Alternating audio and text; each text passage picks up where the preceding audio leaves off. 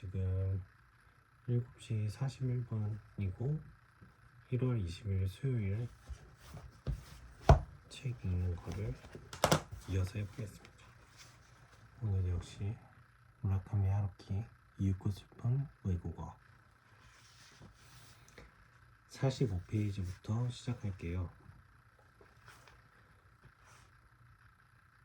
결국 미국의 대학인은 말하자면 사회적으로 고립된 존재입니다. 하고 한 미국인이 알려주었다. 그들의 존재는 정말로 특수합니다. 대학이라는 곳은 일반 세상과는 완전히 다른 세계입니다. 말하자면 망망대해 가운데 떠있는 섬과 같은 곳이라 그야말로 그들은 자신들의 몸을 지키기 위해 자기들만의 룰 같은 것을 확실하게 세워두지 않으면 안 됩니다. 그리고 그 룰을 깨트리는 사람이 있으면 그런 사람의 정도의 차이는 있지만 배제됩니다. 그의 말이 100% 맞는지는 모르겠지만 그런 부분이 있는 것은 분명하다고 생각한다. 따라서 영화는 유럽 영화나 실험적인 영화를 좋아하고 음악은 클래식이나 지적인 재즈를 선호한다. 차는 그다지 눈에 띄지 않는 것이 코렉트인 듯하다. 번쩍번쩍하는 새 차는 국내 주차장에서 거의 눈에 띄지 않는다. 양복은 가능한 한 새 것처럼 보이지 않는 걸 선호한다. 새 옷이 생기면 한 달 정도 매일 집안에서 입다가 어느 정도 새 것이라는 느낌이 사라지면 학교에 입고 오는 게 아닌가 하는 느낌이 들 정도이다. 영어에 keep a low profile이라는 표현이 있다. 이것은 어떤 일에도 눈에 띄지 않게 조심스럽게 라는 뜻으로 프린스턴 생활에 딱 맞는 말이다. 80년대 거칠애주의도 이 대학에는 영향을 미치지 못했다. 아무튼 여러 가지 규칙이 있다. 처음에는 잘 모르지만 대학 사회 속에서 오래 지내다 보면 점점 그런 미세한 호흡을 받아들이게 된다. 이것은 코렉트이고 이것은 인코렉트인 것도 대강 알게 됐다. 나는 이 대학에 오기 전까지는 그런 사정을 몰랐기 때문에 집에서든 밖에서든 즐겁게 버드드라이를 마셨다. 요즘은 집에서 조용히 버드드라이를 마시고 밖에 나가면 기네스나 하이네켄을 마시려고 주의하고 있다. 누가 왔을 때를 대비해 냉장고 안에는 항상 미국 맥주가 아닌 다른 맥주를 넣어둔다. 인텔리가 되기에도 꽤나 힘든 일이 많은 것 같다. 비꼬는 말이 아니라. 그래도 나는 이 대학에서는 손님 같은 존재고 작가이기 때문에 여러 가지 면에서 너그럽게 봐주고 있는 듯하다. 대학 사회의 히에라르키, 성직자의 세속적인 지배제도에서 약간 벗어난 존재이기 때문에 생활 태도가 다소 인커렉트여도 저 사람은 작가니까 하고 용서되는 부분이 있다. 미국 대학에서 작가라는 존재는 고급스러운 생물평원 정도의 위치에 놓여 있는 건 아닐까? 이런 사람이 있으면 대학도 좀 더 컬러풀해지고 학생도 기뻐할 거야 라는 정도인 것 같다. 그런데 이건 인코렉트이고 저건 인코렉트라는 식으로 생각하며 지내는 생활도 생각하기에 따라서는 그다지 나쁘지 않은 것 같다. 마치 일본처럼 뭐든 괜찮다는 식의 인이 없는 유동사회에서 오면 오히려 안심되는 부분도 없지 않다. 쓸데없는 일은 생각하지 않고 어쨌든 세세한 부분을 어쨌든 코렉트로 일치시켜두면 그걸로 끝내버리기 때문이다. 어쨌든 뉴욕타임스를 구독하면 되고 어쨌든 뉴요커를 구독해주면 되고 어쨌든 오페라를 들으면 되고 어쨌든 가르시아 마르케스와 이시구로와 에이미 탄의 책을 읽으면 되고 어쨌든 기네스 맥주를 마시면 된다. 하지만 일본에서는 그리 간단하지가 않다. 예를 들면 오페라 따위는 유행이 아니야. 지금은 가부키라고 라는 식이 되어버린다. 정보가 감상을 앞서고 감각이 인식을 앞서고 비평이 창조를 앞선다. 그것이 나쁘다는 건 아니지만 솔직히 말해 피곤하다. 나는 그런 최첨단 파도 타기 경쟁과는 원래 관계없던 사람이지만 그런 식으로 신경질적으로 살고 있는 사람들의 모습을 멀리서 지켜보는 것만으로도 상당히 피곤하다. 이것은 완전히 문화적 화전 농업이다. 모두가 달려들어 밭 하나를 다 태운 뒤에 다음 밭으로 옮겨간다. 그 후 얼마 동안은 풀도 나지 않는다. 원래대로라면 풍부하고 자연스러운 창조적 재능을 지녀야 할 창작자가 시간을 들여서 천천히 자신의 창작 시스템의 근원을 파헤쳐 가야 할 사람이 태워지지 않고 살아남는다는 것만 염두에 두거나 아니면 그저 단순히 남의 눈에 잘 비치는 것만을 생각하며 활동해야 한다. 이것을 문화적 소모라 하지 않는다면 대체 뭐라고 하면 좋을까? 그런 생각을 하다 보니 보수적이든 제도적이든 계급적이든 이 프린스턴 대학가처럼 어쨌든 여기에서는 이렇게 해두면 된다는 식이라면 일본 출신의 문화인으로서는 상당히 편할 거라고 생각한다. 맨 끝부분 적당히 모양새를 갖춰놓고 나머지는 자기가 좋아하는 것을 자기가 좋아하는 페이스대로 할 수 있기 때문이다. 물론 최첨단인 뉴욕에서는 일본과 비슷한 경쟁을 하는 부분이 있지만 그것은 어디까지나 외해적인 일부이고 일본처럼 전국에서 대량으로 쏟아지는 정보에 의해 대중이 휘둘리는 건 아니다. 뉴욕에서는 어떤 게 유행하고 있고 로스앤젤레스에서는 무엇이 유행하고 있는지 보통 사람은 그다지 신경 쓰지 않는다. 그런 유동성과 감각성을 묵살하고 담담하게 나의 길을 간다는 부분이 이 사회에서는 어느 정도 필요하지 않을까 하는 생각이 든다. 그리고 프린스턴에 와서 편한 건 사람들이 어쩔 수 없는 경우 이외에는 거의 돈 이야기를 하지 않는다는 점이다. 이곳에서는 돈 이야기가 사람들의 화제에 오르는 일이 극히 드물다. 거꾸로 말하면 일본에서는 사람들이 돈 이야기만 한다는 말이 될지도 모르겠다. 일본에서는 무슨 일이 있으면 무라카미 씨는 베스트셀러를 써서 부자니까 이 정도쯤이야 하는 말을 듣는다. 그야 그럴지도 모르지만 분명히 말해 쓸데없는 참견이다. 나는 1600cc 작은 차를 타고 다녔는데 여러 사람으로부터 무라카미 씨는 돈이 있으니까 이런 거 말고 좀 더 비싼 차를 사는 게 어떻겠습니까? 라는 말을 들었다. 하지만 그건 내 맘이다. 굳이 비싼 차가 싫은 건 아니지만 지금 이대로가 좋다는 생각에 즐겁게 몰고 다니니까 다른 사람에겐 이런저런 말을 들을 이유는 하나도 없다. 그런 점에서는 그러고 보니 세상에는 돈 같은 것도 있었군요 하는 프린스턴의 학자인 체하는 분위기가 정말 안심이 된다. 그런 건 위선적이지 않느냐. 이 세상에 돈을 생각하지 않는 사람이나 있을 수 없지 않느냐 라는 말을 들으면 확실히 그럴지도 모른다고 생각한다.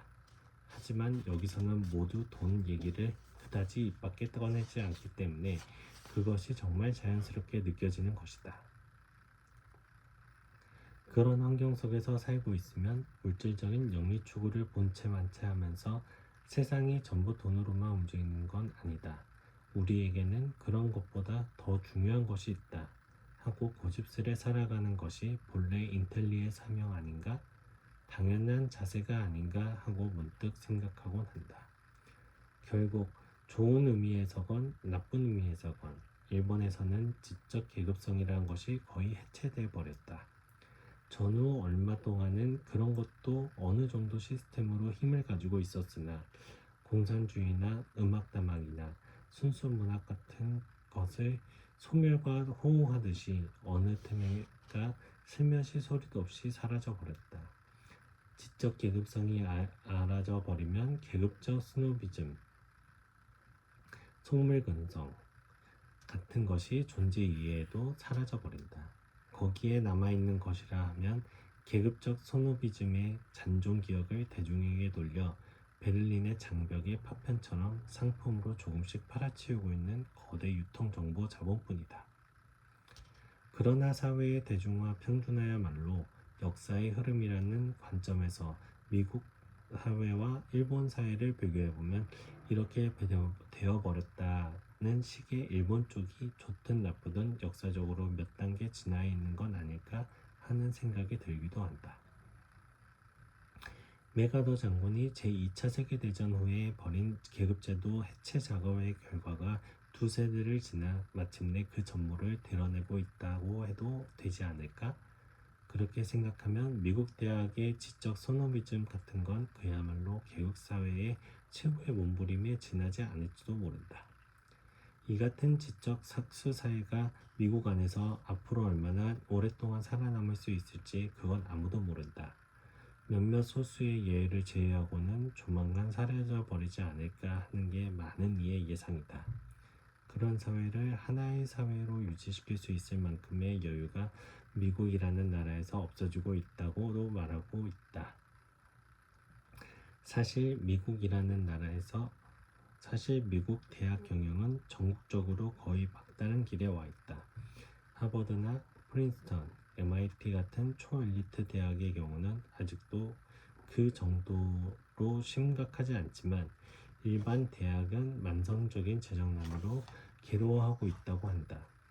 비효율적인 광자는 점점 폐지되고 교수와 교직원의 해고도 조용히 지대되고 있다. 지금까지 미국 대학에서는 테뉴어, 종신고용권만 따면 일단 안심이라는 상식이 통했지만 아무리 테뉴어를 딴다 해도 학부 자체가 근본부터 싹둑 잘라져 버리면 그걸로 끝이다. 그런 사례도 실제 몇 개인가가 들었다. 그렇게 되면 모두가 아무리 있는 힘을 다해 노력해도 지금과 같은 무사는 굶어도 먹은 채하고 이를 쑤신다. 는 식의 지적 소노비즘을 유지하기가 점점 어려워질 것이다. 미국 지정의 존재 자체가 뿌리부터 흔들리고 있다고 말하는 사람도 있다. 이렇듯 미국 대학도 언젠가는 지금의 일본 대학과 마찬가지로 점점 대중화 평균화되어 프린스턴, 하버드 같은 고고한 성이라 할지라도 그 체질은 크게 변화갈지도 모른다. 그리고 대학의 학구적이고 비세속적인 분위기가 점점 옅어져 더욱 효율적이고 더욱 대량 생산적인 색채가 짙어질지도 모를 일이다. 그것이 추세라는 것이고 아마도 누구의 힘으로도 그것을 막는 건 불가능할 것이다. 그렇지만 이 대학에 일단 적을 두고 대학가의 일원으로 살아가다 보면 가능하면 그렇게 되지 않았으면 하는 생각이 나도 모르게 사이에 강해진다. 아무리 엘리트 의식이라고 불려도 고립된 세계라고 들어도 이렇게 속죄하는 동떨어진 사회가 이 세상에 어딘가에 하나쯤은 아마 있어도 좋지 않을까 하고 생각하는 것이다. 그것이 불평등성과 계급성 위에 성립하고 있는 특수세계라고 걸 알고 하니 더욱 그런 생각이 든다. 그런 식으로 생각하는 것 어쩌면 내가 나이를 먹었기 때문인지 모르겠다. 그도 저도 아니라면 결국 나는 이곳에서 그저 방관자이기 때문일지도 모른다.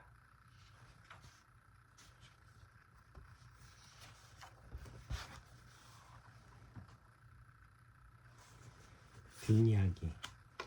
지금은 보스턴에 있기 때문에 보스턴 글로브라는 신문을 구독하고 맥주는 주로 세뮤얼 아담스를 마신다. 세뮤얼 아담스가 가을에 내놓는 좀 다크한 옥토버페스트는 내가 좋아하는 맥주다. 프린스턴에서 캠브리지로 이사를 오니 역시 이곳은 도시라는 느낌이 든다. 프린스턴에는 대학이라고 해봐야 프린스턴 대학 하나밖에 없었는데 이곳에는 하버드, MIT, 보스턴 대학, 테페츠 대학, 매사추세츠 대학, 셀 수 없을 만큼 많은 대학이 있다. 그래서 대학 소속되어 있어도 프린스턴에서처럼 독립된 대학가라는 느낌은 전혀 없다. 아는 사람이 없는 만큼 즐겁다면 즐겁고 따분하다면 따분하다. 프린스턴에 있을 때는 이웃 사람들이 30대의 젊은 패티컬 뿐이었기 때문에 틈만 나면 다들 모여 정원에서 바베큐를 볶거나 맥주를 마시면서 이런저런 이야기를 나누곤 했다.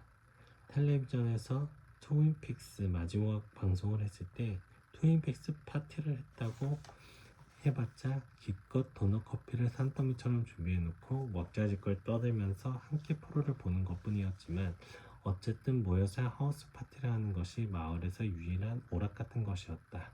정말로 다른 오락거리가 없었으므로. 그래서 프린스턴에서는 친구들이 제법 생겼다. 반찬이 남으면 이웃집에 냄비째를 들고 가기도 했다. 그러나 보스턴에서는 그럴 일이 거의 없다. 도쿄에 있는 것과 그리 다를 바가 없다. 뭐 얼마간은 여기서 느긋하게 도시 생활을 보낼 작정이지만 프린스턴에서 생활을 좀처럼 얻기 어려운 추억이었다. 54페이지까지 오늘은 읽었습니다. 주말 이틀 동안을 촬영을 안 하고 책을 안 읽었어요. 벌써 이제 화요일이니까 시간이 꽤 흘렀네요. 3일 동안 안 읽었네요. 지금 책이 총 요 정도 분량이고 이게 추천 말까지 하면은 306페이지까지예요. 지금 54페이지까지 읽었으니까 60번 정도를 더 읽어야지 이 한 권을 다 읽을 수가 있겠네요. 네 번째 64 15분 읽는 거가 길다면 길다고 생각했는데 좀 적은 것 같기도 하고, 어쨌든 이 한 권을 올바르게 다 기록을 하는 게 목표이기 때문에 일단은 하루 15분 읽고 기록하는 거를 늦추지 않고 꾸준히 읽어보겠습니다. 다음번에는 미국판 단카이 세대를 읽어보도록 하겠습니다. 같이 읽어주셔서 감사합니다.